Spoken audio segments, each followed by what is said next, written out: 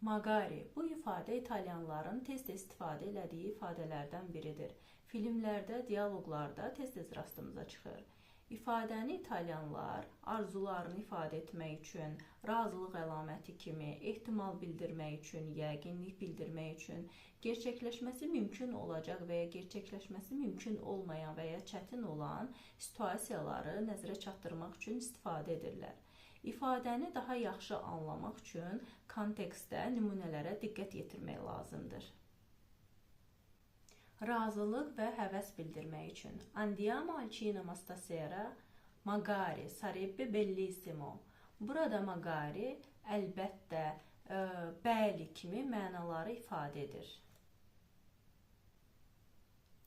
Ümidlərimizi, mümkün olan şeyləri nəzərə çatdırmaq üçün də magaridən istifadə olunur. Magari vinceremo la lotteria. Magari domani farà bel tempo. Gerçəkləşməsi mümkün olmayan və ya çətin olan situasiyalarda bildirmək üçün magaridən istifadə edə bilərik. Magari potessi tornare indietro nel tempo. Magari potessi studiare in Italia.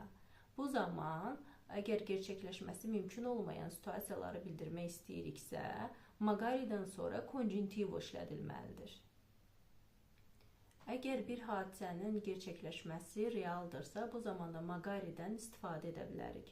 Bu zaman magaridən sonra futuro semplice zaman formasını istifadə etmək lazımdır.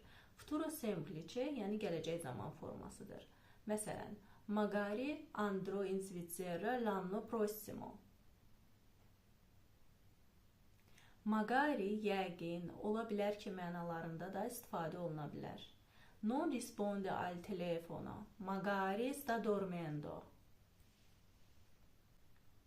Gördüyünüz kimi, magari İtalyan dilində çox yönümlü bir ifadədir. Siz də bu ifadəni müxtəlif situasiyalarda istifadə edə bilərsiniz. İfadəyə aid hər hansı bir sualınız varsa, şərhlərdə qeyd edin.